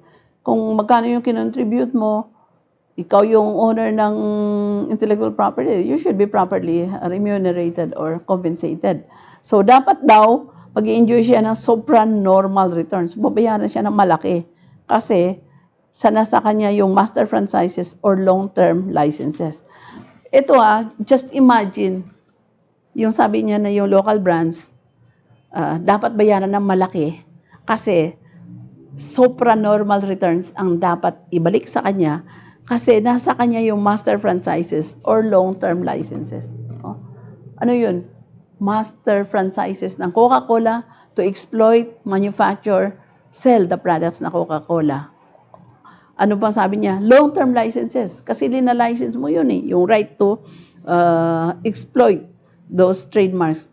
You can just imagine na ang sabi niya dito, bayaran mo siya ng supranormal na return. Kasi siya yung master franchises. Siya din yung long-term licenses. You can just imagine on that kung paano mo siya babayaran. In effect, related parties sila. So, sino yung binabayaran mo? Ikaw din. No? bakit sila babayaran mo ng supranormal, yung independent butlers mo with same functions to them, 8.5% lang ang binabayad sa kanila, yung profit nila. Samantala, ikaw 57%, no? Parang hindi magtugma yung explanation ng Coke, no? So to implement that theory, petitioner offers as alternative to respondent butler, CPM, a comparable uncontrolled transaction, cut model, and a residual profit split. No? Ano yung residual profit split? Kasi may residual profit split ito kasi 10% i-retain yung profit ng supply points. Yung in excess 50-50 sila. So anong tawag diyan? Residual profit split. Kukuha ka muna ng a certain profit para ibayad mo doon sa naiibang function ng isang member of the group, no? Para sa kanya 'yon. And then yung sobra, yun na yung paghati-hatiin. No? So, anong sabi niya? Residual profit split method, yun nga yung 10-50-50 is the best method for determining the supply points. At hindi daw yung i-compare mo yung gross profit, the comparable profit split, profit method. Kasi anong sabi ng IRS dito? Compare the profit, yung 8.5 at saka yung 57% ng profit. Sabi naman ng Coke, ang dapat daw, residual profit split. 10% muna, tapos 50-50, which yun yung ginagawa nila. No? Okay. Bakit daw? Because it determines the supply points through economic income. No? Pag sinabi mo kasing economic income, kasama na dyan yung kanyang economic activity. No? So alternatively, if a butler or ROA is applied to the supply points, petitioner contends that its supply points assets base should be increased to reflect the value of the supposed marketing intangibles. Kasi kung gagamitin mo daw yung ROA, return on assets, dapat taasan mo yung assets para pare-pareho sila. Bakit? Kasi yung iba mababa yung assets. Why? Kasi wala doon yung intangibles. No? Okay. So, if we sustain respondent's position in whole or part, petitioner urges that the transfer pricing adjustments should be reduced to reflect dividends paid by the supply points. No? So, ito po yung style ko dito. Hindi ako nagbibigay ng sarili kong opinion. Tinatranslate ko lang sa inyo. No? Kaya very maingat po ako pagdating sa mga rules and regulations kasi ayaw kong ma-quote ako. Kaya ang ginagawa ko, binabasa ko sa inyo. Ang dami nga nagsasabi, binabasa mo lang naman na kasi law ito, batas ito, at I am not in a position to interpret. No? Kaya nga, nakikita ko yung ibang nagle-lecture. Tingnan mo, ma'am, i-summarize mo, gawan mo ng ganito. Minsan, ang layo-layo na ng mga explanations nila dun sa batas. No? So, ayoko kasi ng ganyan dahil makot ako na gumagawa ako ng sarili kong interpretation dun sa batas. No? Okay. So, it reflects dividends paid by the supply points to the extent those amounts were repatriated to satisfy the supply points royalty obligations. So, yun na yung lumalabas. No? Na yung in disguise siya na income, dividend, pero in substance, royalty obligations payment po siya. So, although petitioner elected dividend offset treatment on timely filed returns for 2007 to 2009, it did not include in those return explanatory statements as directed by Revenue Proclamation 99-32, 1999 to CB 296. Respondent contends that petitioner's failure to include these statements is fatal to its claim to dividend offsets. No? Kaya yung pong ating 2-day seminar on for tax preparer, ano po yung reference ko dyan? Yung SRC rules. No? Kasi nandoon yung mga disclosure to financial statements, nandoon yung mga disclosures. Kasi pag hindi ka nag-disclose, nag-a-apply ako ng accreditation sa PRC, ang daming findings, no? So, siguro mapipenalize ako or disapprove yung aking application. So, tanggap ko din yun kasi talaga may pagkukulang. Kasi tingnan mo dito, pag hindi mo na-disclose yung may proclamation, fatal na yan sa financial statement mo. No? Okay. So, ano nangyari dito? Since wala siyang parang disclosure, no? Or statement or explanation doon sa kiniklaim niya na dividend offsets. Ano yon? Na-assess siya ng additional income na 9 billion. Imagine that. And yung equivalent na deficiency niya ng income is more than 3 billion. That's a lot of money, no? Kahit nasabihin natin na mayaman na yung Coke, pero where in the world can you find a 3 billion? Pinaghirapan din nila yan, no? Pero mo, na-generate yan ng ilang countries. Okay. So, petitioner urges that its subsidiary complied with the revenue procedure requirements and that substantial compliance was sufficient. Contention po ito ng Coca-Cola. Wala pa tayo doon sa decision, ha? Siguro mga part 3, doon pa tayo makakarating. Kasi ngayon, ang sunod ko na i-discuss sa inyo is yung international structure ng Coca-Cola. Bakit? Kasi habang binabasa ko ito, na-amaze ako eh. How the Coca-Cola manage its business operation. Paano sila nag-iisip ng mga scheme na ito yung dapat na gawin. Napakaganda po. No? Makikita mo dito yung strategic management. Talagang mga thinkers po talaga yung nagmamanage. Because tingnan mo na lang, they were able to have presence in 200 countries in the world. No? So, hindi yan basta-basta. Kaya nga, there is a system. Kaya nga yung nabasa ko isang article na pag ikaw yung boss, ikaw yung leader, hindi na kailangan na ikaw yung gumagawa ng mga nitty-gritty sa opisina. No? Anong gagawin mo? All you have to do is to see that the system works. Yan kung may system ka. Kung wala ka system, wala. Sabog. Kumbaga sa barko, malulunod ka. Oh? Okay. May nanonood pa? Parang bilis lang. Mag-alas 10 na. Anong oras na? 1 hour 27 minutes pa lang. Oh, sige. May 30 minutes pa tayo. Pero parang ang bilis, ha? Parang feeling ko, nag-uumpisa pa lang ako. Actually, page 12 pa lang tayo doon sa dinidiscuss ko. Pero yung na-discuss ko talaga dito, mga 10 pages lang to kasi contents na yung iba. No? Pero at least, nakita ninyo na along the way, side by side, dinidiscuss din sa inyo yung particular transfer pricing guidelines. No? Ilan pa yung ating viewers? 7 viewers po. Okay, so ako okay lang sa akin na live streaming, tapos konti lang nanonood kasi pag na-post na ng YouTube, nadadagdagan naman, no? Yung mga nanonood na anong tawag dito, nag-view pa sila pagdating na doon sa mga nakapost natin na videos, no? And very ano bang tawag dito sa Coca-Cola na case? Parang exciting. Why? Kasi may Coca-Cola din dito sa Pilipinas, no? And ang tawag dito sa Pilipinas na Coca-Cola is service company. Ano yung service company? Sila yung nagmamanufacture, sila yung butlers dito sa Pilipinas, no? So, findings of fact, no, international structure. Kailan nag-umpisa yung Coca-Cola? 1886. Imagine, 1886 may Coca-Cola na. How many years yung compute mo dyan, Hari?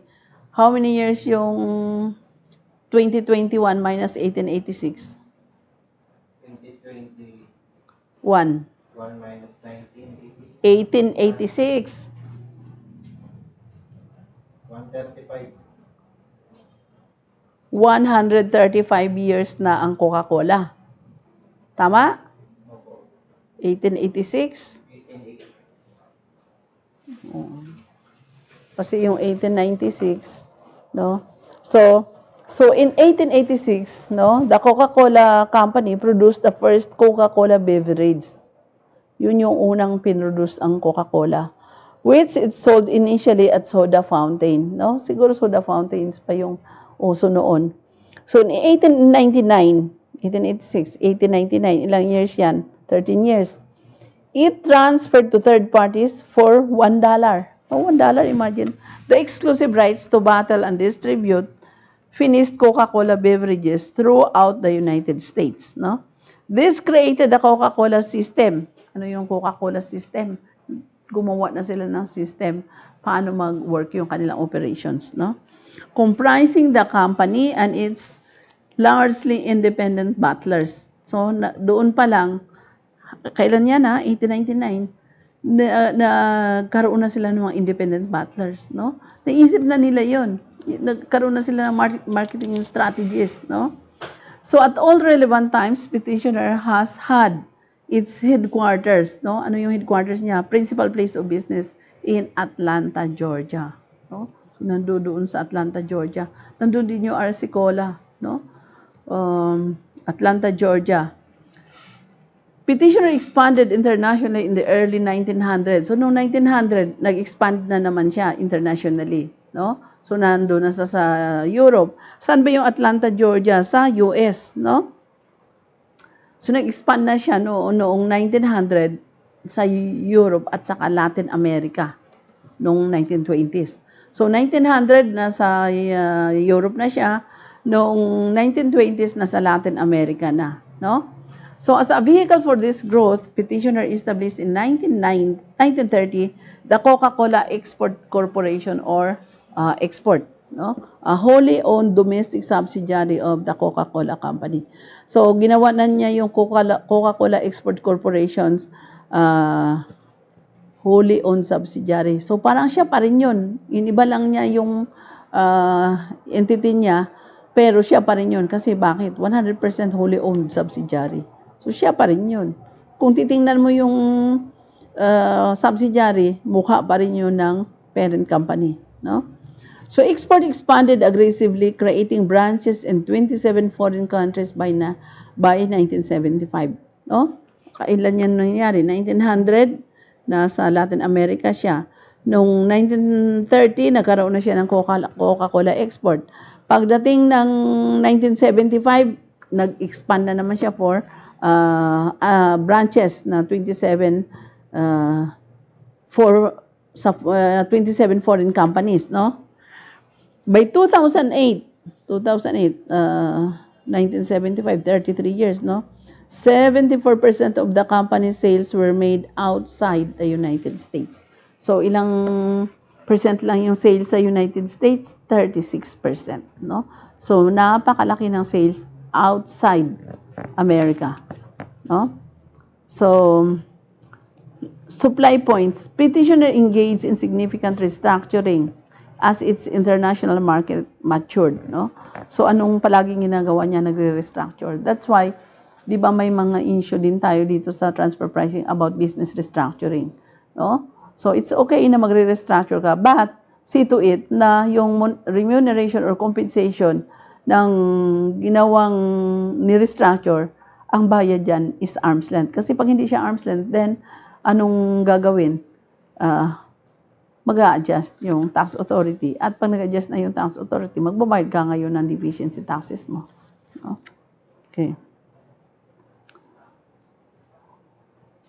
During World War II, kailan itong World War II? 1940s hanggang 1945, no? So, 5 years. During World War II, it had built numerous plants in Europe and Asia, no? So, ang dami niyang planta sa Europe and Asia to supply Coca-Cola to US soldiers. Imagine that.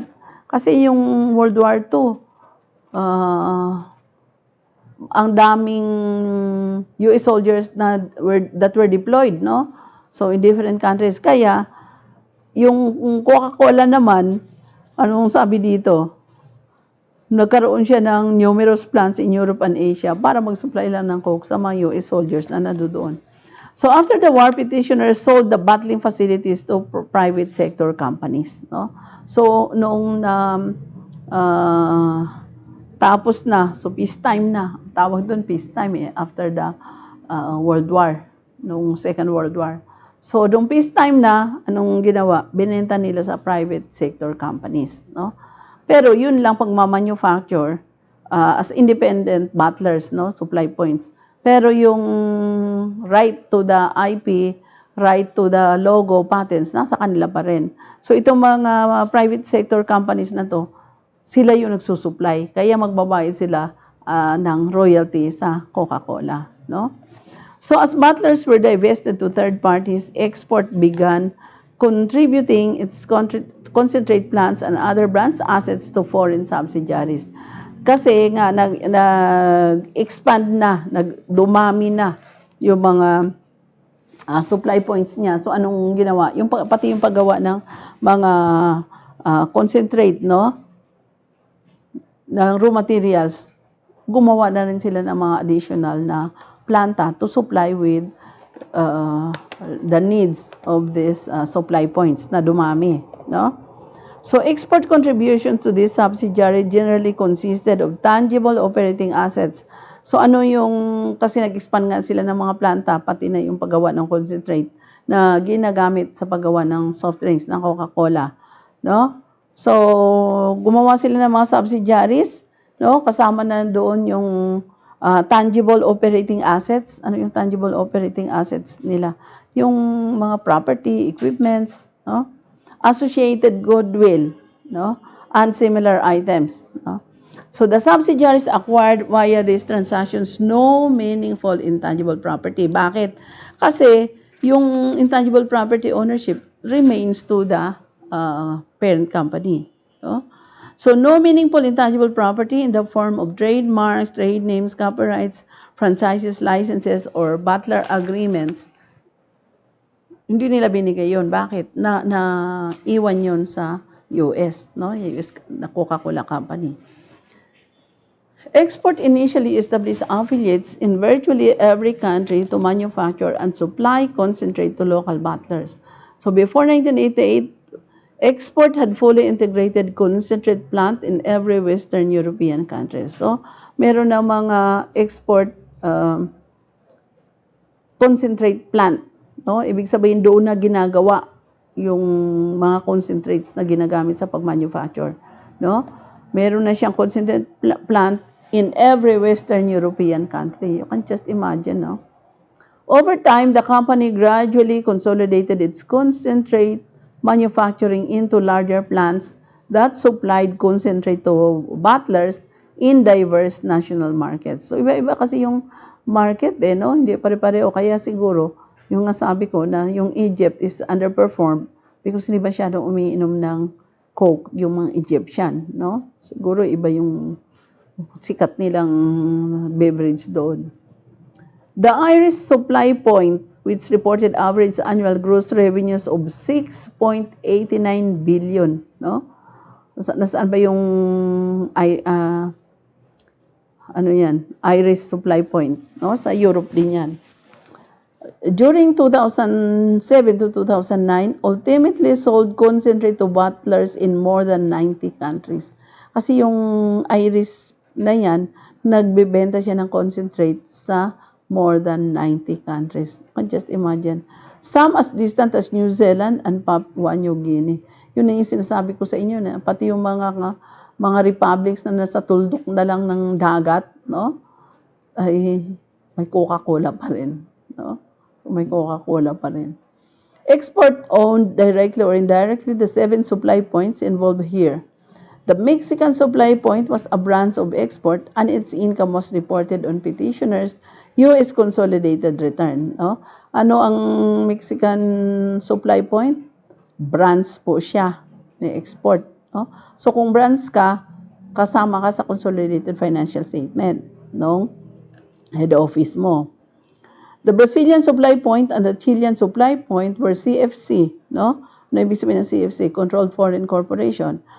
Wholly owned by export. So, ganun din. Isa lang may-ari, kaya isa lang mukha. No? The Costa Rican, Egyptian, Irish, and Swazi supply points were branches of disregarded subsidiaries of Atlantic Industries. No?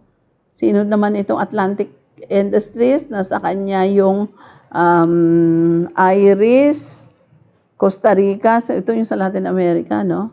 And Swazi supply, siya naman yung may-ari, no? Saan naman itong Atlantic Industries na pagmamay-ari din ng Coca-Cola export? Nasa Cayman Island, no? CFC, wholly owned by export, no? So ano to? Controlled Foreign Corporations siya, wholly owned by export, nasa Cayman Island, no? Bakit nasa Cayman Island sila? Kasi mababa lang po yung rate ng taxes. Ilang minutes na tayo, Hari? Hanggang 40 minutes. Ha? 40 minutes. 40. So we still have 20. Okay, kaya pa to. Sige. Service companies. Try to look at the, kasi inaaral ko din yan yung Coca-Cola Philippines. Servco siya, no? Service companies. As concentrate manufacturing became consolidated into fewer and fewer supply point affiliates, the company's other foreign activities were typically taken over by local service companies or the Servcos, no?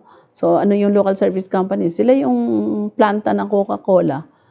Tawag sa kanila, local service companies. Kasi, kagaya halimbawa dito sa Pilipinas, nandito yung Coke.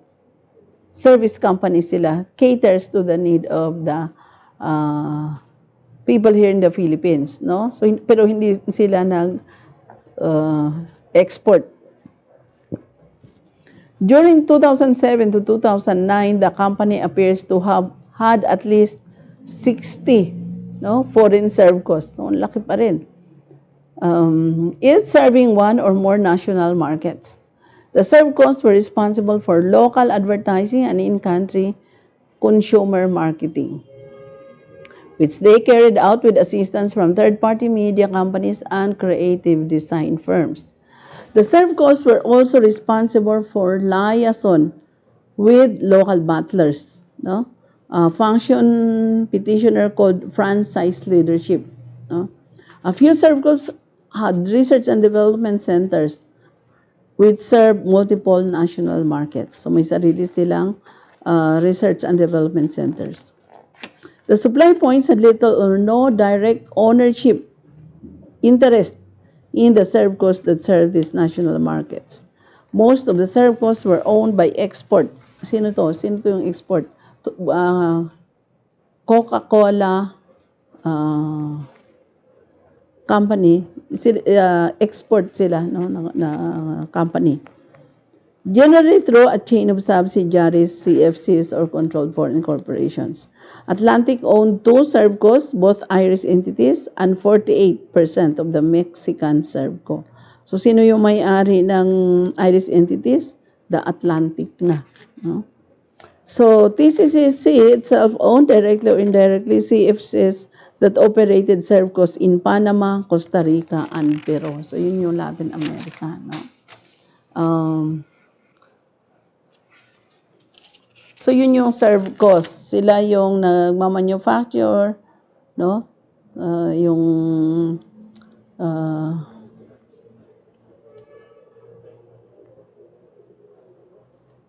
Nagsusupply, no? Sila yung supply point ng affiliates. Yun po yung Servco. Ano naman itong butlers, no? The vast bulk of companies' beverages were and are produced and distributed by independent Coca-Cola butlers, no? Tawag sa kanila butlers. At the outset, many butlers were small, no? Maliliit. Often family-owned enterprises that distributed to retailers within a narrow geographic market. But butlers were likewise transformed by consolidation and many became large multinational companies, no? So, minsan yung butlers, pwede siyang family-owned corporation, no? Sila yung nagdi-distribute to retailers within a narrow geographical market. So, ibig sabihin, maliit lang. But butlers were likewise transformed by consolidation and many become large multinational companies, no? So, yung mga butlers, mayroong mga consolidation, no? Nagko-consolidate sila, kaya nagiging multinational companies, no? Kaya kung just imagine na ang laki-laki ng Coke, pero ang dami na rin pala niya na anak na mga butlers, no? Yung Servcos, no? Coca-Cola pa rin yun. During 2007 or 2009, the company had about 300 independent butlers, no? That served directly or indirectly about 20 million retailers. You can just imagine that. Meron kang 300 na butlers, tapos yung sinusuplayan mo 20 million na retailers. Kung 20 million retailers yan, ilan yung ah, nadidistribute niyan o nabebenta niyan ng Coke, no? Sobrang dami. The three largest independent bottlers were Coca-Cola Enterprises, Coca-Cola FEMSA, and Coca-Cola Hellenic, no? So, yun yung mga largest. Okay. Coca-Cola Enterprises, which operated in Western Europe and North America, sold about 42 billion. Imagine that. Units of Coca-Cola beverage annually. You can just imagine, piso na lang halimbawa yung tutubuin mo doon sa isang Coke na 42 billion units. Hindi 42 billion na rin yung kita mo, no? So you can just imagine kaano kalakas kasi di naman all over the country sila. Coca-Cola FEMSA served more than 1.5 million retailers. Imagine, no? This Coca-Cola FEMSA is also a corporation at saka related parties. Belong to the group, no? Okay. So Coca-Cola FEMSA served more than 1.5 million retailers throughout Latin America. Hellenic served 28 national markets in Western and Central Europe, the Balkans, Russia, and Ukraine. No? So, you can just imagine, alam mo, habang binabasa ko ito, parang nalulula ako kasi beside me, may map talaga ako ng world eh. No? So, pag sinasabi mo, hinahanap ko yun, nasaan na yun sila banda, nasaan countries, no? So, para pa rin ako nag-around the world pagka binabasa ko yung mga countries kasi nirelate ko, sinisituate ko. So, sini-imagine ko ano yung mga tao dyan, ano yung mga pagkain nila ng mga famous, no? So, I do it para madali kong matandaan, no? Yun yung how to improve your memory, no? Kasama yan. Okay? So, imagine yung Hellenic served 28 national markets in Western and Central Europe. No? The Balkans, Russia, and Ukraine. In Russia, napakalaki din. The bottlers produce numerous non-alcoholic ready-to-drink. No? So, yun yung NARTD. No? NARTD. Okay. NARTD. Ready-to-drink beverages. Non-alcoholic. Kaya nga sabi ko dito sa Coke, lahat pwedeng uminom kasi wala, hindi siya alcohol, no? Hindi siya nakakalasing. Ready to drink pa. Okay.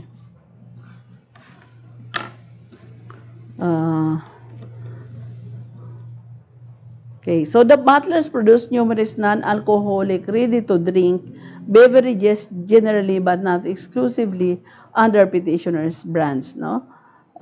Mapapansin ko sa Coke ngayon, hindi na sila nagbibigay ng exclusive na distributorship, no? Open na kung kahit saan mo gusto.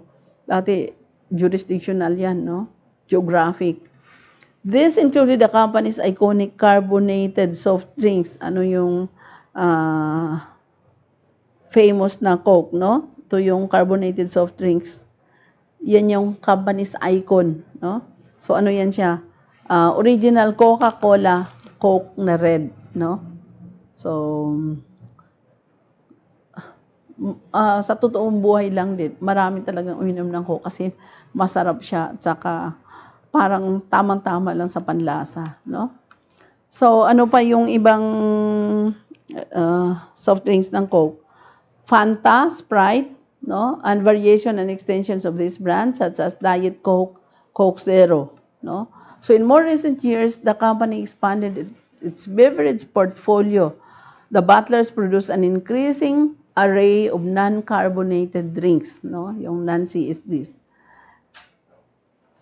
Including juices, teas, bottled waters, energy drink, and coffee-flavored beverages. No? Coffee-flavored, bakit? Lalo na dito sa Pilipinas, coffee drinker ang mga tao dito. So kung gusto mo nang gumawa ng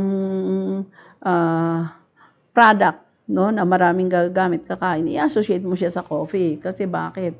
Pagka-associate siya sa coffee or mix mo siya sa coffee, maraming inom kasi nga coffee drinker ang Filipinos. The bottlers produced most of these beverages using concentrate manufactured by the supply points, no? As appropriate to the particular drink, the butlers mix the concentrate with purified water. Kaya nga, ang sinusupply nila is ng Coke. Concentrate na. Bakit? Kasi maglalagay na lang yung supply points. As appropriate to the particular drink, the butlers mix the concentrate with purified water. No? Carbon dioxide, sweeteners, and or flavoring. No? Kung pwede mong dagdagan. Injected the finished beverages into bottles and cans of various serving sizes, packaged and warehoused. These items pending distribution, no, and deliver the beverages to retail establishments that included supermarkets, small retail stores, bars and restaurants. In certain European markets, butlers relied to intermediate distributors to deliver the beverages to those retail customers, no? So, although independent butlers were crucial for the Coca-Cola system, Petitioner occasionally acquired butlers and brought them temporarily in-house. This occurred, for example, when a butler encountered financial difficulty or had to be divested in a merger. No? So in 2006, the Coca-Cola Company grouped these controlled butlers into a single management unit. No? So dito na siya gumawa ng strategic management. No? In 2006, TCCC or the Coca-Cola Company grouped these controlled butlers into a single management unit, the Bottling Investment Group or the BIG, the colloquially known as the Butler Hospital, and supervised their activities directly from Atlanta. No? So, maganda talaga ni Ana management. Kaya habang binabasa ko to, na-amaze ako how Coca-Cola made it, no? Imagine 1886 pa siya and then with commercial presence in 200 countries, no? Paano mo gagawin yun? Generally, petitioners' objective was to divest ownership of these controlled butlers as soon as they had recovered their footing of operationally and financially. At any point in time, however, controlled butlers could account for 10% or more of the company's unit volume in foreign markets. 10%, no, ang controlled butlers.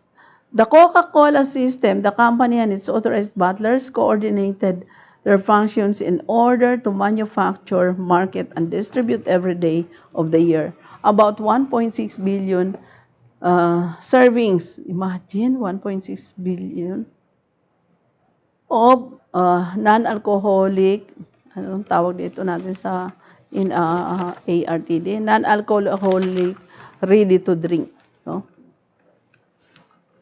Beverages.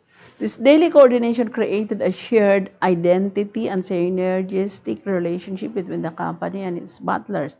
It's regarded itself as an integrated component of the Coca-Cola system.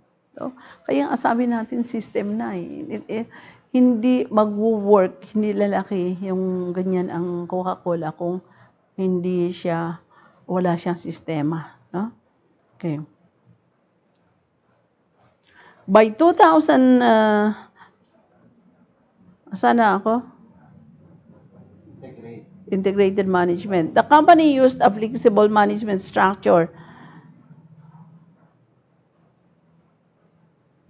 Dito pa, sa Coca-Cola system pa. This daily coordination created a shared identity and synergistic relationship between the company and its butlers. No?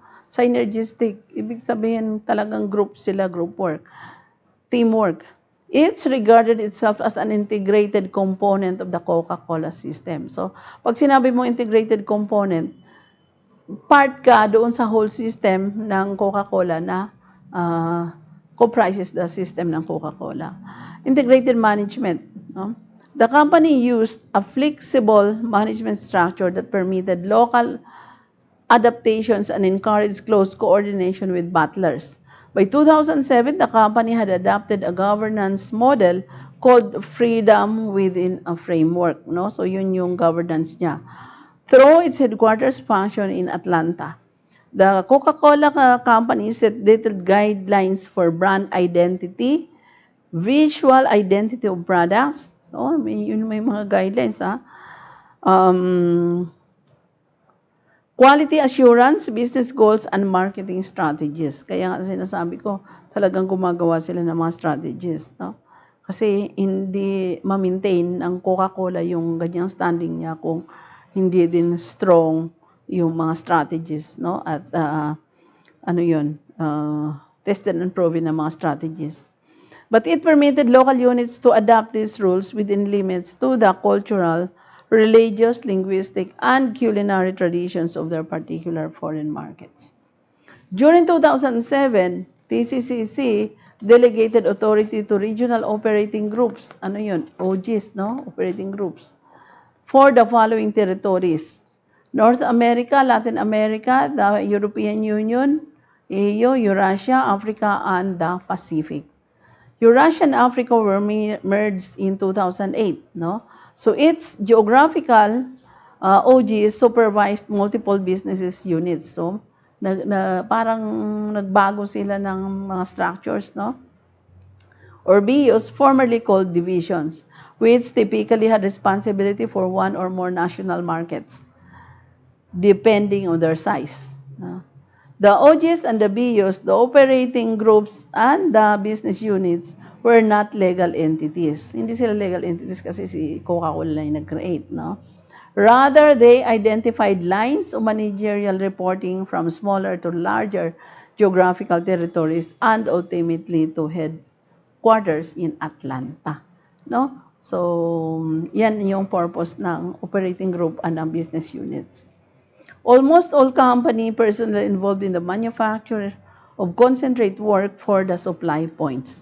The Irish, Mexican, Costa Rican, and Swazi supply points had virtually no workers other than those engaged in producing concentrate and their support staff. No? So most other personnel, including those holding leadership position in the operating group and the business units, no, were employed by the Servcos. Ano yung Servcos? Sila yung local company ng Coca-Cola. During the years at issue, the Servcos employed all of the OG or operating group leadership and about 90% of the 200 officers who made up the BU leadership. The Servco leadership teams acted as the liaison between the company and local battlers. No, sila yun. These teams acted in a day-to-day advisory role to battlers, facilitating battlers across to the company's statistical data, consumer insights, advertising plans, and marketing strategies. They shared with battlers the responsibility for creating coordinated annual business plans that fulfill TCCC's global strategy and the needs of the local market. So these annual business plans reflected detailed discussion with battlers concerning beverage pricing, packaging, marketing, and distribution channels. The Servcos and the battlers relied on company data and guidelines for the granular level details of these plans. But the budgets and overall strategies were reviewed and appointed by TCCC and the top leadership of its battler. No? Okay, so yung sunod natin, sa next meeting natin, yung functions performed ng Coca-Cola, kung paano siya nagmamanufacture, paano niya hinahandle yung research and development, the quality assurance, no? Yung beverage production niya and bottling, the concentrate production, supply chain management, no? So sa those na talagang nag-aaral po ng transfer pricing, makikita nyo dito kasi bakit natin inaaral to? Kasama to pag gumagawa na kayo ng transfer pricing analysis, no?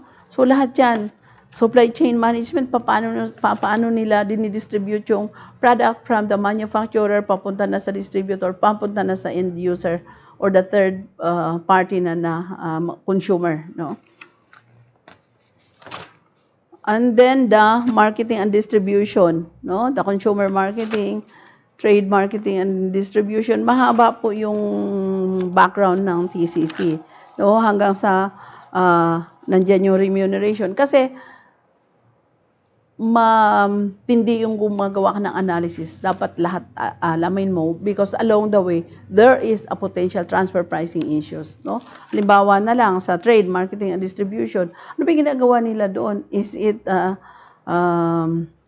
similar with the independent transactions? Kasi if not, transfer pricing issue. So, kaya mo aaralin lahat yung functions, activities nila for potential transfer pricing issues. Ganyan po mag-aaral ang transfer pricing.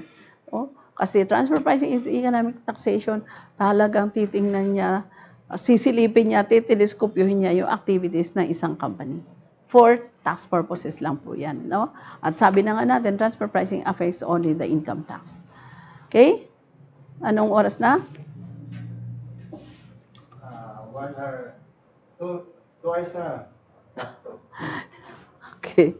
So with that, May shoutout, madam. okay, so shout out muna tayo. Kay Noreen Garcia. Good evening daw po. Parang familiar siya sa akin. No? Baka si Ma'am Lilia. Lilia Fernando. Opo. Okay, so... Kasi nanonood daw siya, madam. Talaga. So, shout out po kay Ma'am Lilia Fernando. No? Siya yung ating client. Sa construction business po sila. And then, shout out also to Noreen Garcia. No? Shout out to you. And ganun lang tayo dito. No? Tiyaga-tiyaga tayo sa transfer pricing. Kasi, if you try to look at, talagang titingnan mo kung ano yung ginagawa ng isang company. Why? Because along the way, nandoon yung transfer pricing issue. Kasi iba-ibang mukha din ang issue ng transfer pricing na ginagawa niyang scheme. Kaya meron nga isa na siguro mas mahaba pa yun pag diniscuss natin. Yung transfer pricing issues niya, 14 transfer pricing issues. No? So ilang taon yun niresolve ng 40?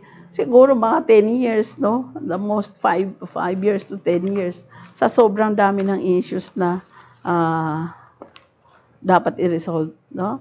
So napakaganda po ng mga transfer pricing cases kasi yung mga inaral natin noon na guidance yun, pero ito application na. No? Kasi pag pagtagpuin mo yung guidelines at saka yung application, doon mo makuha talaga yung gist ng transfer pricing. Okay? So, with that, I would like to say thank you. And yung live streaming natin po, babalik tayo. Kailan na? Next week na, no? Next week na ulit sa Monday. No? So, i-continue po natin yung next part of the Coca-Cola versus the Commissioner of Internal Revenue ng US. Okay, so with that, I would like to say thank you and have a good night.